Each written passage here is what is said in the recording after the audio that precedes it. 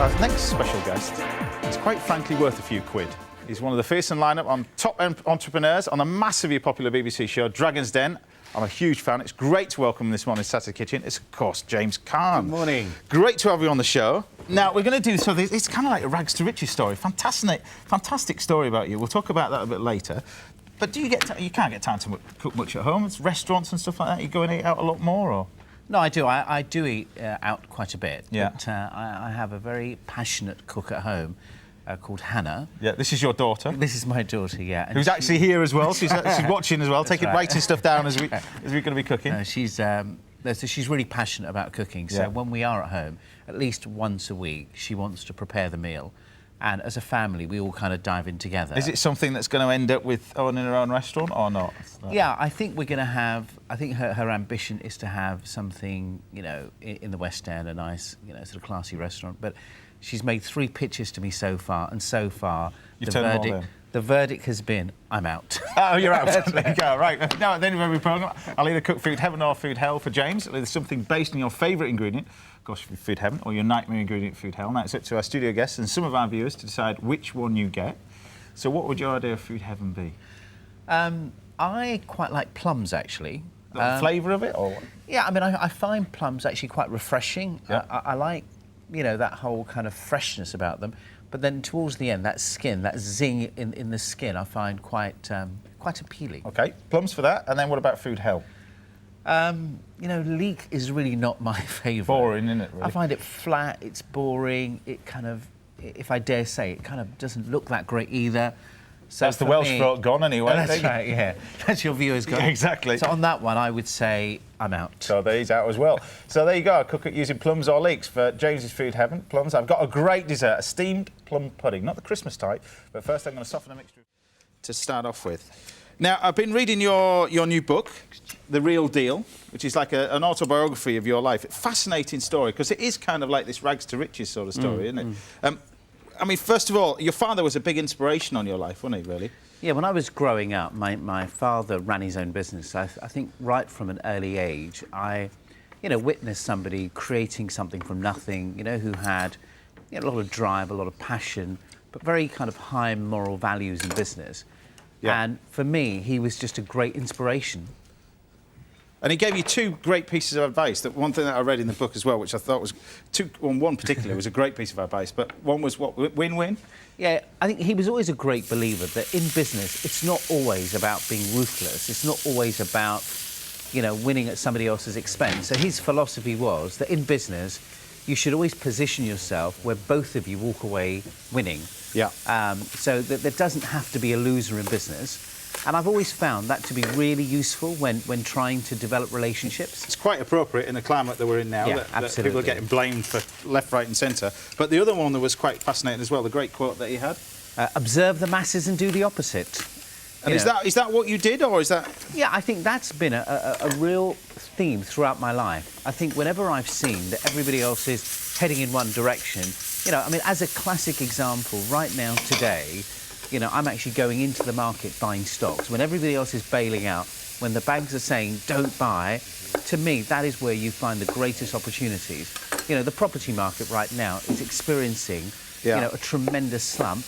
And let me tell you, right now, I'm investing more money in real estate today than I have in the last 10 years. Because now you can get bargains, I suppose. Because absolutely right. You know, the fundamentals, you know, if you're buying quality real estate, you know, it's not going to disappear tomorrow. Not particularly, no. So if you can buy it at 50% discount, then why not? If you've got the opportunity to that, then absolutely great. But, I mean, talking of real estate, one thing that I did find fascinating in the book is that when you first started your business, because you had this great business, it was like a headhunting people, and you were looking for a London office. Tell us a bit about that. It's a great story.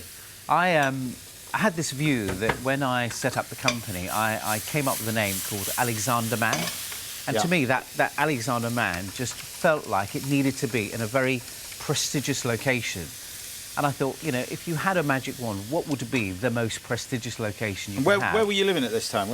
In East London. Right, OK. And I thought, Pall Mall, you know, you've got the RAC Club, you've got St James's, you've got the Ritz Hotel. Yeah. So I thought, let me go and walk down Pall Mall and see if I can get an office. And I literally walked from one end to the other, knocking on doors. and just say, look, you know, I'm thinking of starting a business. You haven't got an empty office or a spare room anywhere. Yeah. And I found this particular building. I mean, bearing in mind, this was in 1985. Yeah. And it was like a serviced office. And the woman said, actually, you know, we do have individual rooms. And she said, what sort of budget do you have? This is the best. That's right. I said, well, actually, I'd like to spend about £100 a week. And she looked at me, she said, dear, this is Pall Mall, not Petticoat Lane. I said, look, I'll tell you what, I could go to 110. And we walked through the building, and obviously she wasn't prepared to give up anything. And then as we were leaving, she opened this door, which literally was like a broom cupboard. And she said, I tell you what, I could do this for £100 a week.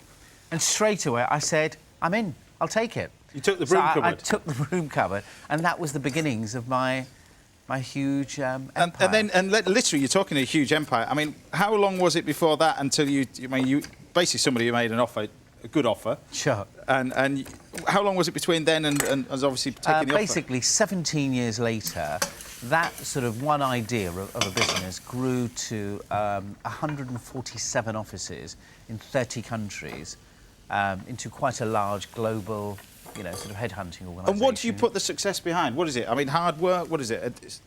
What is the success of this? Because there's so many people, we watch it all the time on Dragon's Den, people come up with these sometimes ideas which I think they're never going to invest in it, which you do.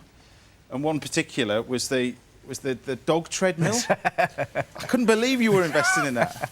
Well, let me tell you, I thought when I met Sammy, and I think with me in particular, I tend to invest more in people than I do in the products. Yeah. And I really bought Sammy's story. You know, here's a woman who I thought was really hardworking.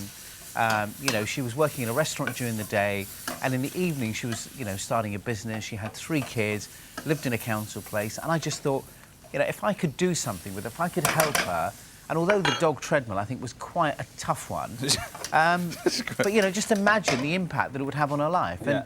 And I'm really pleased to say, James, that when I invested in her last year, for the whole of that year, she'd sold 27 machines.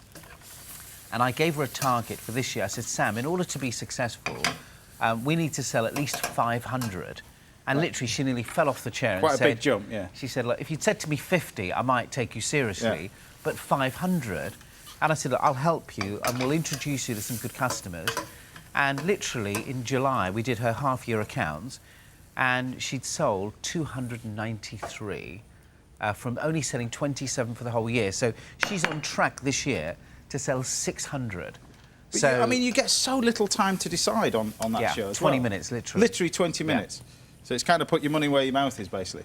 So I'll just run through... I've done it all, basically. I've just been enthusiastic listening to you, but I mean, literally getting sort of hints and tips on my career. But we've got in here, we've got the onions, the garlic, the ginger have gone in there. We've got the carbonara, the beef has gone in, nice and simply, bit of chilli, and then some of the black bean sauce. But some of the sauces that you buy nowadays are actually quite low in sort of flavour.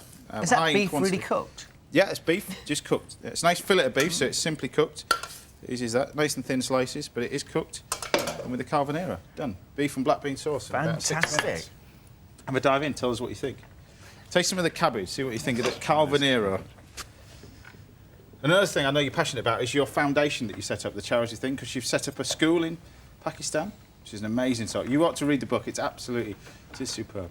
That cabbage is superb. And I tell you, for me, as you probably know, I'm very passionate about Indian food. Yeah.